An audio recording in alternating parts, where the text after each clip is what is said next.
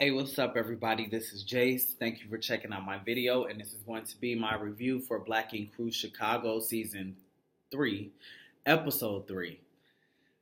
Alright, y'all, let's just jump into the shit, because I'm starting to fucking get tired of the same old bullshit, and it seems like it's getting worse and worse by each week.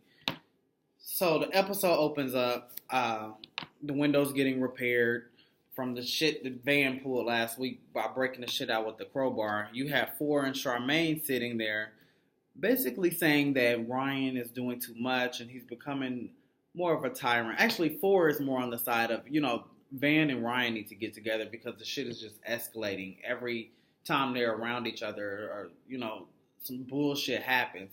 Chamaine is more so on the side that Ryan has become a tyrant and he's making these rash decisions, and then pretty much he's breaking up the family and shit like that. Junior's still on his same shit. Like, hey, I'm an employee. Ryan's the boss. Y'all need to respect that. Which I'm starting to, because at first I was like, Junior, I keep calling him JR. Junior is saying too much. That's what I was saying at first. He's saying a little too much to be kind of new there. But at the end of the day, like, it is, where he works is, he doesn't want a hostile work environment and shit. Nobody wants that. So it is what it is. So then Ryan comes in and he's saying that, like, Van isn't welcome there. Neither is Danielle's funky ass. So don't have these hoes in my shop. I'm about to go to Philly. I'm about to go to this convention. And I'm taking Junior with me because actually Junior's been the only one that's been rocking with him throughout all of this shit. Because right now, Four and Chamaine are kind of, playing both sides of the fence. And actually, Four, I don't know, I haven't even really seen him in the shop. So, it seems like he's focused on other shit anyway. Chamaine, she's just there to be there. Don't give a fuck. Anyway, so Ryan goes to Philly with Junior. And he takes Rachel with him, his backbone.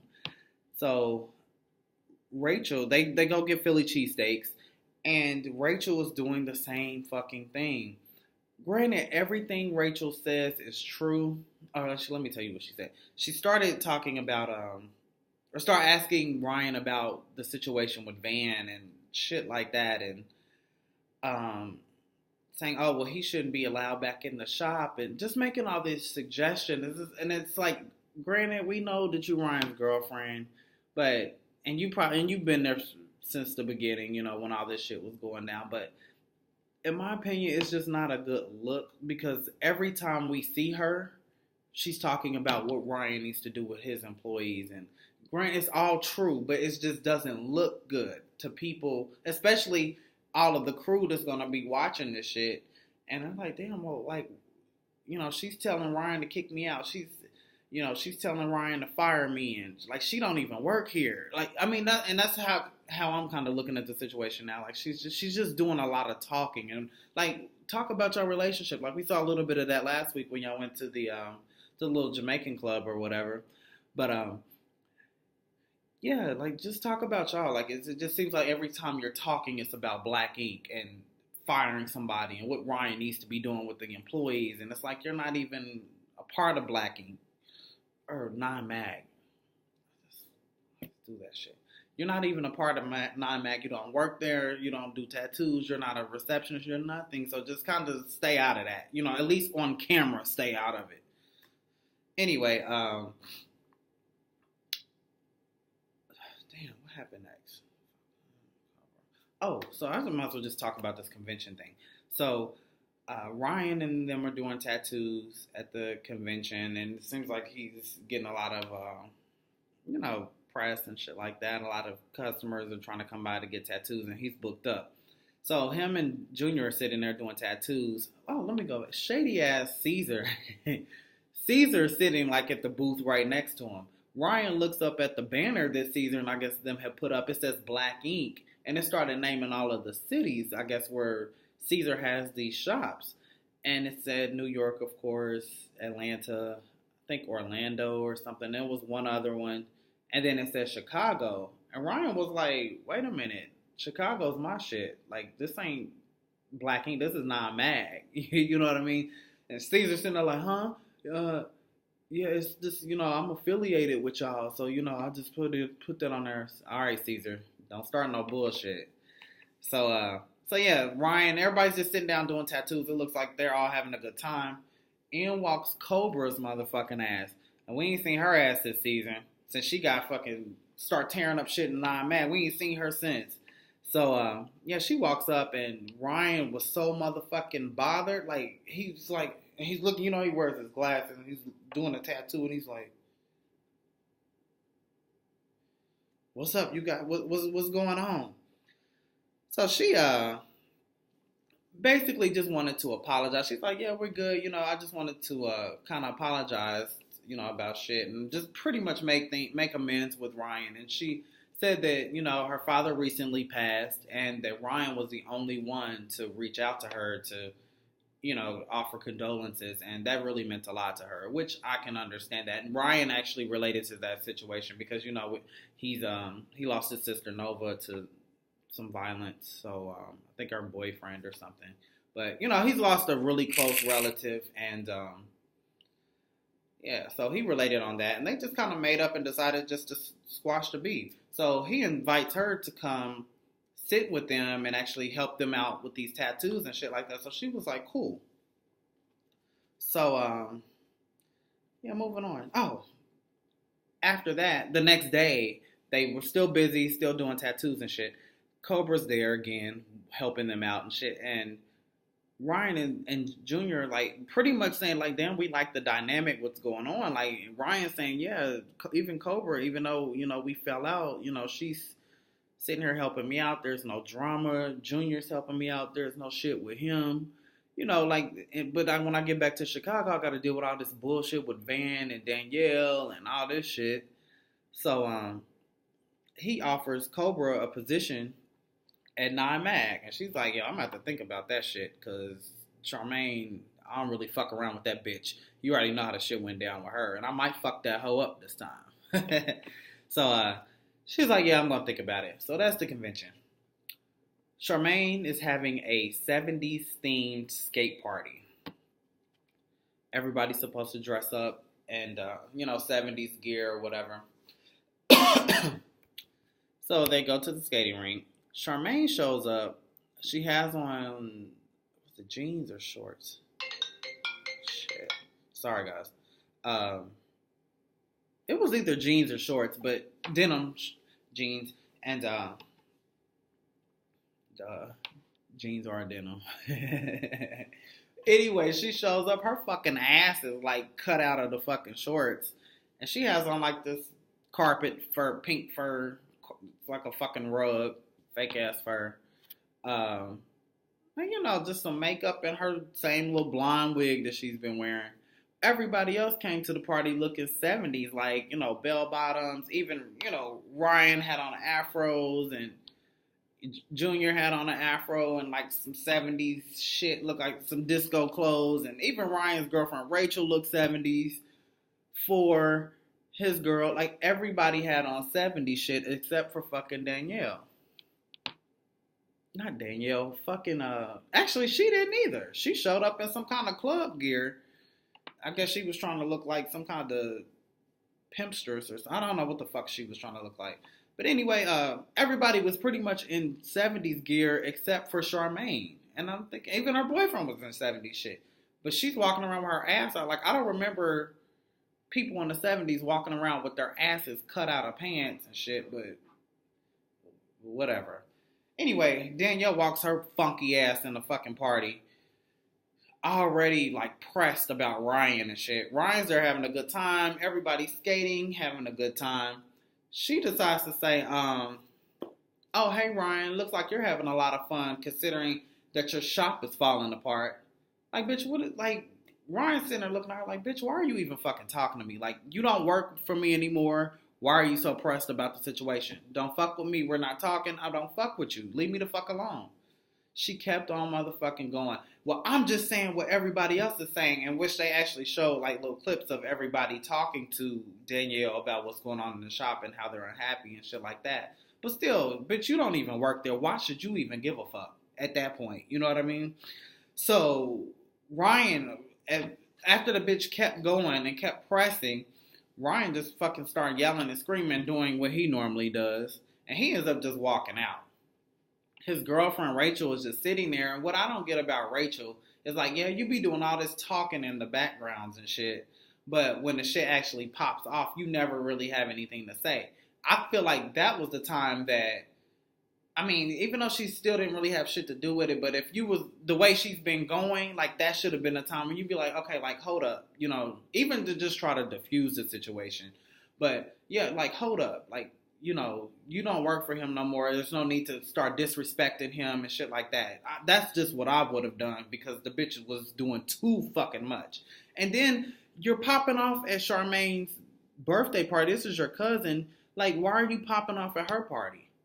And Ryan even said that shit, like, you don't even have enough respect for your cousin. Like, you're ruining her shit. And Chamaine is all mad and shit at this point because it's definitely not the time nor the place to address your personal issues that you have with your former boss. And actually, former boss. Former boss. You're done. You're fired. Move the fuck on. Sorry, y'all. My friend is over in Denmark, and she's just texting me, let me know how shit is going. Okay. All right, so that was the fucking skate party. It was a fucking disaster. Charmaine, put some fucking clothes on. That's not how the bitches was rolling in the 70s. Not with the asses and cutout jeans and these blonde lace fronts. Get the fuck out of here. Anyway, let's go get to Don. Don and Ashley. So you remember last episode, Ashley said that they needed Jesus. So she decided to take him to church. I'm not really understanding how that's supposed to help Don with his anger issues by just going to church. It seems like he has some kind of deep-rooted issues that I don't think this pastor that ended up talking to him, I don't see how he's supposed to help them fix his anger issue. So at the end of the service, they both go up to the pastor, and she's like, hey, like, you know, I really want to talk to you about our relationship and things like that. And the pastor, and like everybody's kind of, you know how people kind of hang out after church and the pastor is, you know, greeting people and, you know, saying goodbye and shit like that. He's like, oh yeah, I can go sit with you guys now. And I'm like, you got all these people. Like, like you go up to talk to the pastor, and like all of a sudden, at the end of the service, he all of a sudden has time for you to go sit down and pretty much have a meeting with you about your relationship. It looks so set up and scripted and ridiculous. So the pastor takes them and go have their private session while he has all these other people out there. And Ashley starts saying that, you know, he's having issues with this anger, and Donna's like, well, shit, I feel like you provoke me, like you play your part in this shit too. And they start showing this little montage of Ashley's antics, and I was like, damn, I kind of forgot I know she's crazy, but I kind of forgot how she kind of blows up and starts getting ridiculous in her own way. So, and I was like, when they showed that shit, I was like, oh yeah, I forgot you're a crazy ass bitch too, and you got motherfucking anger issues. So, of course, the pastor is doing that whole thing where he's like, oh, well, you know, you just need Jesus. You need to start praying about it, finding Jesus, and, you know, that's going to help you solve all of your problems. And the whole time Don is sitting there like, really? The whole time he's sitting in the service was like, really? Why am I here? Why am I entertaining this? But they need a scene, so it is what it is. And then as a pastor sitting there talking to her, I'm just thinking like, damn, y'all need a doctor. Y'all need some professional help. Somebody who's licensed to do this.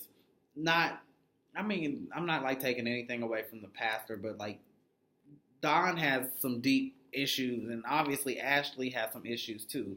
I don't think the pastor's going to be able to help them through this shit because Don's been popping off long before y'all was probably even together because he has had a rough childhood, as you know, him and Ford. So it is what it is. Speaking of Ford, let's move on.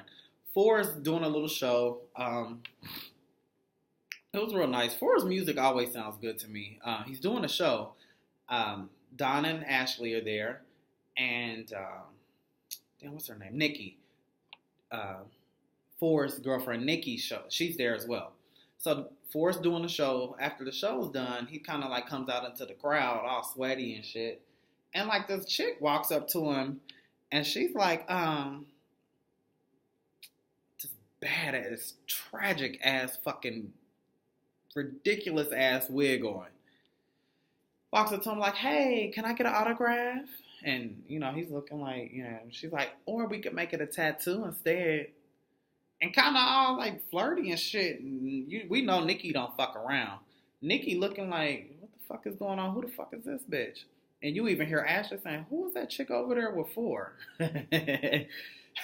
So Nikki said, all right, I'm about to walk over here. So she walks over, puts her arm around for her to let her know, like, yeah, bitch, I'm his girl. Who the fuck are you, bitch? So come to find out that this chick is allegedly Ford's cousin, by way of his deceased father.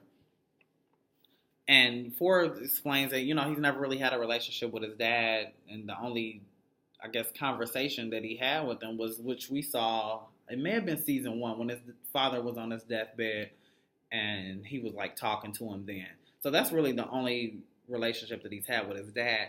But he's also been wanting to get in contact with his family, maybe get to know some of his dad's family because he's never really known them. So this cousin said that she saw him post a picture on Instagram of his dad, and she saw him and was like, oh, well, damn, like, that's my cousin. So, you know, you're my cousin as well. So, and Forrest's like, well, why the hell ain't you never, haven't you ever, like, hit me up to say anything? She was like, I just didn't want you to think that I wanted anything, which I could get that. But I would have probably sent like a DM or something and said, hey, like, I just, under that, you know, regarding that picture, kind of maybe screenshot at the picture or some shit and said, hey, like, this is my cousin. You're his son. Like, you know, this is how I know him, you know, or, you know, we relate, and just kind of started it that way.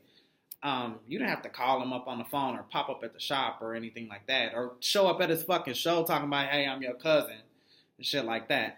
Anyway, Nikki wasn't having that shit. Nikki was like, well, look, we need a DNA test because there's so many bitches that be running around here talking about their cousins and family and all these, everybody talking, oh, yo, what's up, brother? What's up, cousin? What's up, family?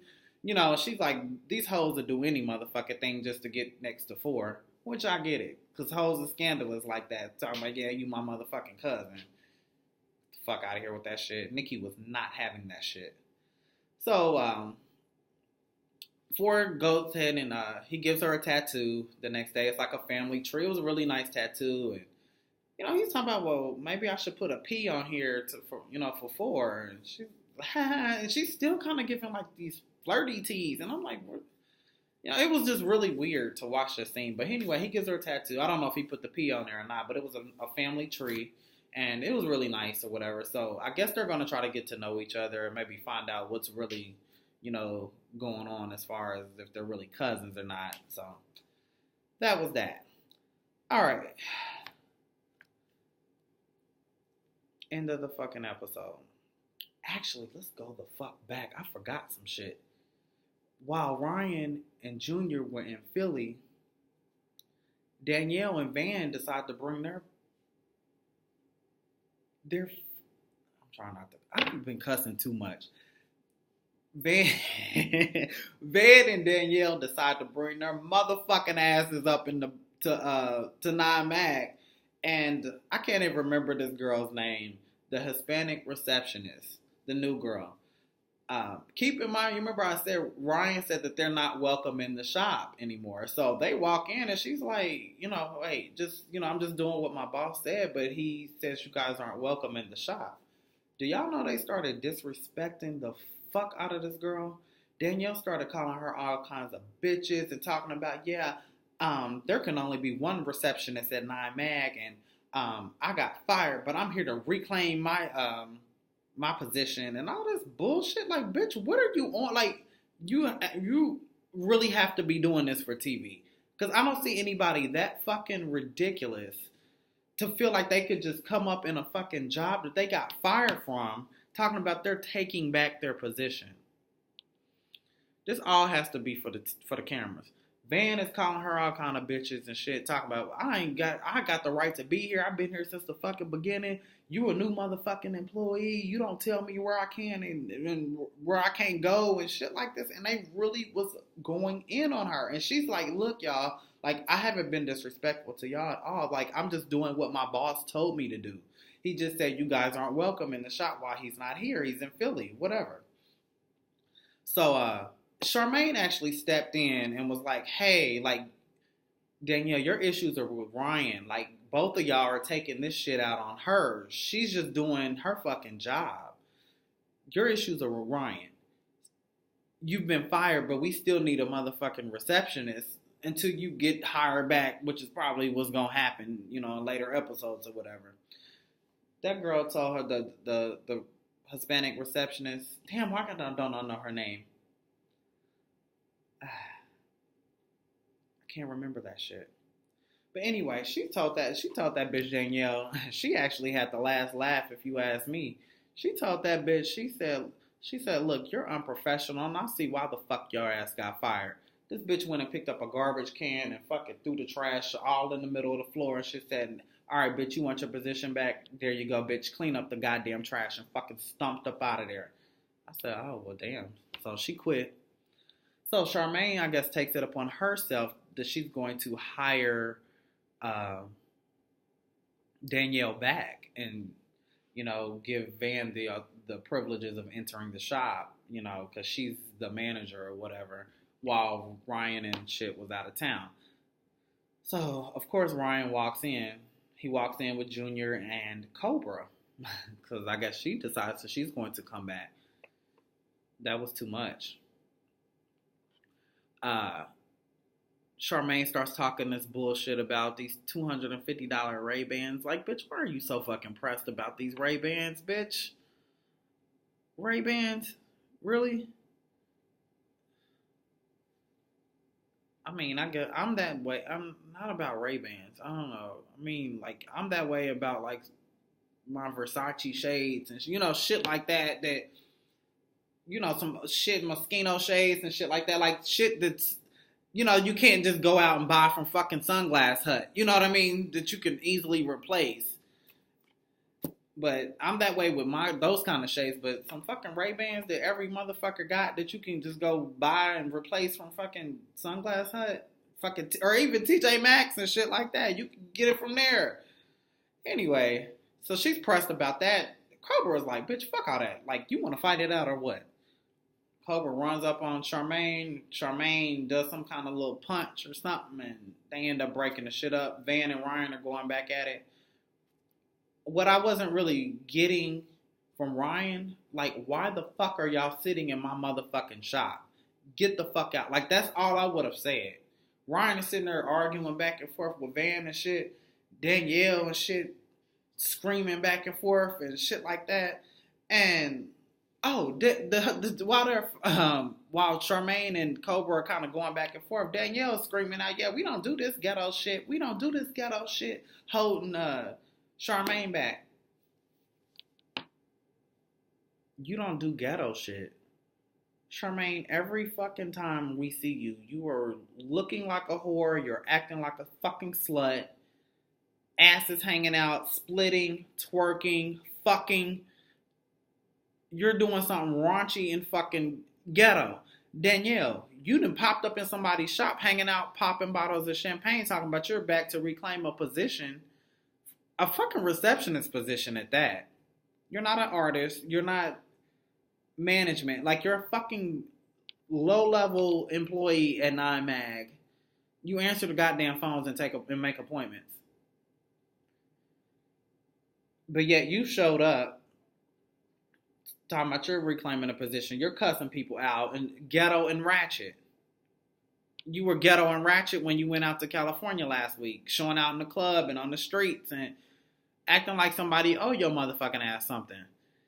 So y'all are the ones that are ghetto and fucked up and ratchet and shit.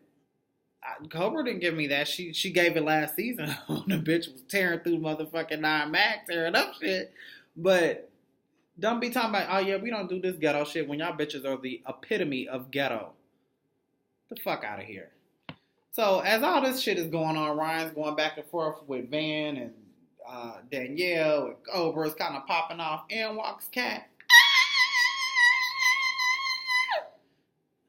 And everybody just turns and looks like, what the fuck is going on? Jay Harbaugh's like, really? Like, this is too much. So it all looked like a setup fucking scene. Like, you know, she was ready to, you know, sitting out in the truck waiting for them to give her the cue to come on in. But anyway, so Kat's back on the scene, and it actually looks like we're going to actually see a good episode next week where everybody's kind of getting along. Besides that motherfucking Nikki, that bitch looks like she lets four have it. But yeah, everybody goes on some kind of camping trip or something next week, and they're all doing this as like a bonding to try to get everybody back together and shit, which is like, that's the 9 mag that I grew to love. You know, them just having fun and going on little trips and shit and drinking and getting drunk and fucked up and doing tattoos and like real fucking tattoo artists and tattoo shops, party and fucking work, do tattoos. So we gonna see that shit next week. So y'all, thanks for checking out the video. Click the subscribe button and leave some comments. Let me know what you think. See y'all next week. Bye.